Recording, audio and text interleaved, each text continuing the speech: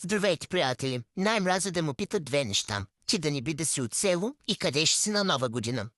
Очевидно и тази Нова година няма да я посрещна нито на Дубай, нито на Париж, нито на остров Маврици, но за да ми е спокойно на душичката, от сега ще си избира ефтин джос аутфит, с който ще дункам туршия, елитна мешана скара и шампанско искра за 4 лева на масата в хола у нас. Знаете ли, що ми се случва това? Щото ми разпратих на 40 детилина на 48 човека преди 16 години във Фейсбук.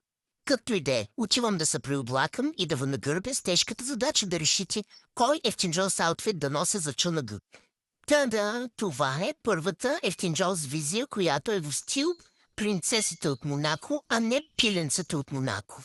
Полате от най-новите ми придобивки от Сенсей купих я за 20 на лева и що я купиш, защото е в зелено. Някъде прочетох, че на Нова година трябвало да носим зелено, ако искаме през 2024 да имаме пари. Значи за пари и кръв от петел ще пия, ако трябва казвам ви.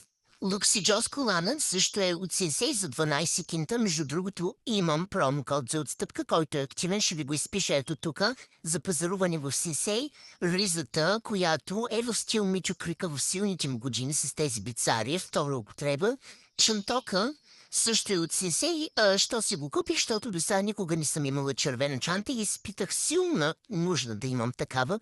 Не знам за какво ми е чанта на Нова година, като че празнувам у нас, ама за престиж. Значи този целият аристократичен аутфит, така както го гледате, е за под 50 лева и като сложим и чутурата за 50 стотинки, пак ще съм най-големия ефтинджос от цялата област. Това е втората ми гениална идея за новогодишен аутфит, с който изглеждам сякаш ще посрещам 65-та, а не 2024. Роклите, новите ми попълнения от втората употреба по принципа на H&M и е напълно разбираемо защо никой не я беше купил преди мен, защото цветът ти напомня на пейзаж от тоалетната.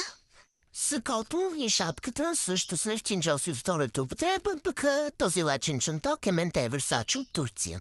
Не мога да преценя дали изглеждам като излязъл от филма Великия Гетсби или като излязъл от лудницата.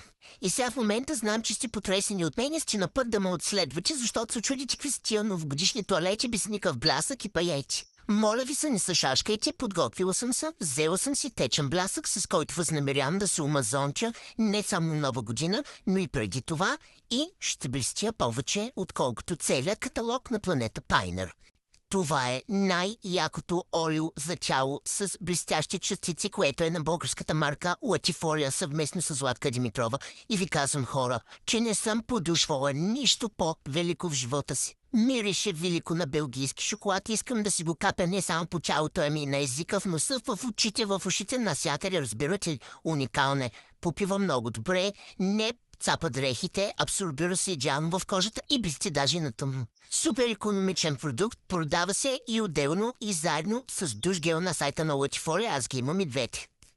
И те, гласувайте в коментар с коя бабишкерска визия да посрещна 2024 и също какво да готвя, джуан или плешка.